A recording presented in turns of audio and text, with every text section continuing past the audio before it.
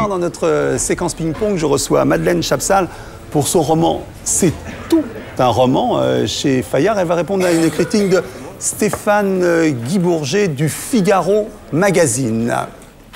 Madeleine Chapsal, bonsoir. Bonsoir. Alors, journaliste et écrivain populaire, vous avez vendu de l'ordre de 3 millions de volumes. Vous avez écrit 40 romans, 30 essais. Hein, je vous surprends là déjà. Bon, vous ferez vos comptes, vous verrez. On dit que certaines années, vous avez publié jusqu'à 4 titres. Alors, vous êtes classé dans les femmes passionnées. On connaît votre histoire avec Jean-Jacques Servan-Schreiber. Et on connaît aussi, de l'autre côté de la passion, c'est que vous avez été exclu du Fémina pour voilà, un journal dans lequel vous révéliez un petit peu les dessous de ce qui se passait dans le Fémina. Voilà, alors, qu'est-ce que vous souhaitez rajouter à cette biographie très lacunaire? Que je suis née dans la haute couture. Oui. Ma marraine, c'était Madeleine Vionnet. Oui. Qu'ensuite, je suis passée dans le journalisme, puisque Jean-Jacques m'a précipitée dans l'Express, puis dans la psychanalyse. J'ai connu Lacan. Jean-Jacques Servan-Schreiber, bien sûr. J'ai été interviewée, vous voyez comme je suis, analysée par Serge Leclerc.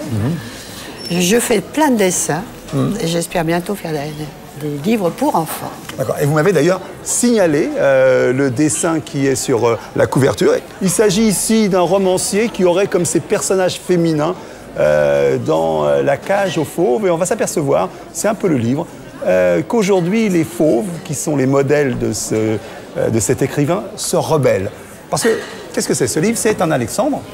C'est tout un roman, c'est la vie d'un écrivain. Voilà, d'une cinquantaine d'années.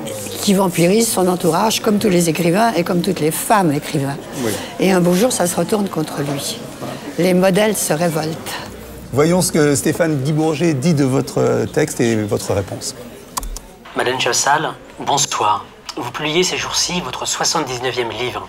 C'est beaucoup, 79 livres. Et je me demandais si vous aviez une soif de création inextinguible ou simplement de bons nègres. Le 79e s'intitule... Alors, les nègres. Mon Dieu. Oh, je suis un gagne-petit, j'ai pas de quoi me payer un nègre. Mais pourquoi pas, hein? Oui, pourquoi pas. Vous n'êtes pas contre cette idée-là, l'idée qu'on pourrait avoir une partie de la création qui soit relayée par quelqu'un d'autre. Ce que souvent les critiques ont l'air d'oublier, c'est qu'un écrivain, c'est fait pour écrire. Est-ce qu'on reproche à un peintre de peindre? Non. Or, Balzac a écrit énormément de livres, George Sand encore plus, Simenon, c'est fantastique. Pourquoi pas moi, hein? Moi, je suis tout petit à côté de ces gens-là. Vous l'avez vu comme un reproche, là. Vous sentez un reproche? Parce qu'il n'est pas le seul à me le faire. Ah, oui. Je ne sais pas pourquoi on voudrait vous brider, Un roman. Première erreur, parce que c'est tout sauf un roman. Ce n'est que l'occasion pour vous d'enfiler les lieux communs, les erreurs, les fautes de style et les répétitions. Vos jeux de mots sont pathétiques. Page 31, vous écrivez: une femme parle à son amant, tu sais ce qui m'arrive? Je suis amoureuse. Je devrais dire amouilleuse. Là, je vous en prie, Madeleine, arrêtez, vous allez m'exciter. Et puis il y a... Je rêverais de vous exciter, beau jeune homme. Stéphane Guy-Bourget, en tout cas, voilà. Et celle-ci est beaucoup plus impardonnable que vos erreurs, que vos répétitions. Du mot plume, par exemple, qui revient, je les ai comptées à peu près une quarantaine de fois. Vous parlez de ces femmes venues de l'Est, de ces jeunes femmes qui cherchent à épouser un homme quinquagénaire sur le retour, qui craint pour son pouvoir de séduction, afin de se faire une place, sinon au soleil, au moins en France, pour une vie meilleure. Vous affirmez même qu'elles suivent des cours particuliers, si j'ose dire, dans des écoles particulières, hein, pour ferrer, accrocher, épouser, et puis quitter ces hommes une fois la nationalité française. C'est pas moi qui le raconte, ce sont les journaux, dont peut-être les vôtres. Française acquise. Je trouve ces propos assez racistes, pour le moins intolérants et mal informés. Et là, c'est le journaliste qui vous parle.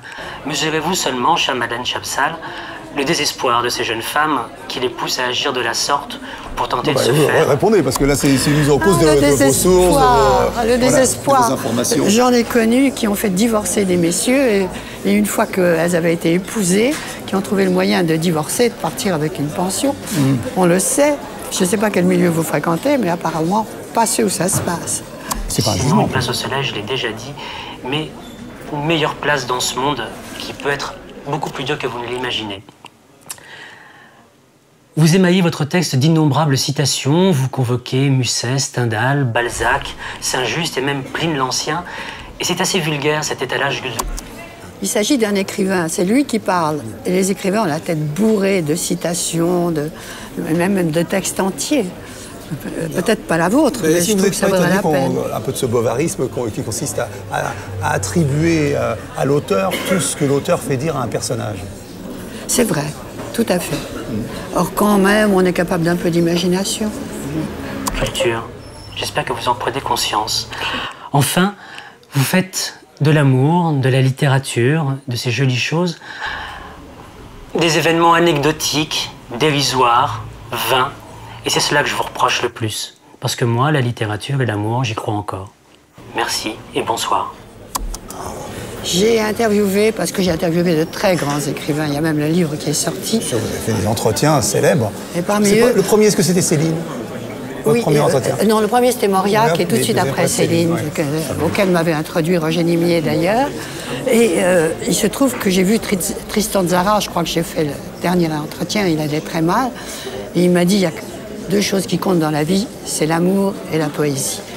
Eh bien, j'ai repris cette phrase à mon compte. Il n'y a que deux choses qui comptent pour moi, c'est l'amour et la poésie.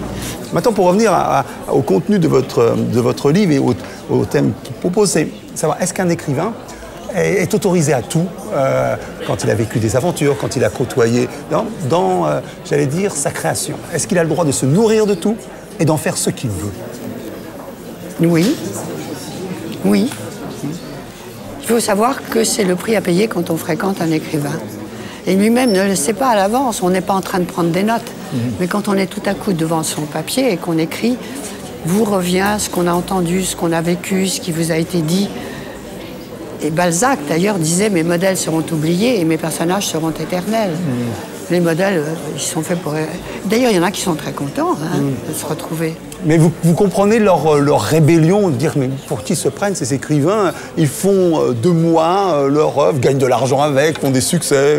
On a un peu cette réaction-là aujourd'hui, non? Je crois qu'en réalité, tout le monde a envie d'écrire. Tout le monde a envie d'écrire des romans. Je me souviens de Bernard-Henri Lévy, quand j'avais eu écrit La Maison de Jade, qui m'a dit « Vous avez fait ce que tout le monde désire faire, un roman d'amour. Qui a eu d'ailleurs le succès d'un roman d'amour. Absolument. Et je pense que c'est ça qui rend les gens un peu aigres, un peu jaloux, un peu... Ils se disent « Mais elle a écrit des choses qui m'appartiennent, pourquoi c'est pas moi qui le fais ?» Mais qu'ils le fassent et qu'ils me mettent dans leur livre, moi je ne me rebellerai pas. Est-ce qu'on peut dire que l'histoire, même l'histoire en général, l'histoire d'un couple, est écrite par le vainqueur, c'est-à-dire celui qui écrit? C'est un énorme privilège dont je me suis beaucoup servi, mais c'est pour me consoler de ce qui m'arrive et qui ne me plaît pas toujours. D'ailleurs, on se moque de moi, on dit « Il t'arrive quelque chose, t'écris un livre. Et puis fondamentalement, Madeleine Chamsal, c'est aussi qu'en procédant comme ça, c'est la seule façon que l'écriture vive, et l'auteur aussi, non? Continue à vivre. Par les livres? Oui. Oui. Oui, c'est tout ce que je laisserai comme héritage, si quelqu'un en veut. En tout cas, j'allais dire que notre héritage a commencé, parce que je rappelle que ce livre, Madeleine Chamsal, c'est tout un roman chez Fayard, est dédié à tous les écrivains. Et c'était un écrivain aussi qui vous apportait la contradiction, c'était Stéphane Guy Bourget du Figaro Magazine, à qui vous pouvez faire un petit coucou, un dernier petit coucou amical. Oui, il a de beaux yeux, il a un beau front.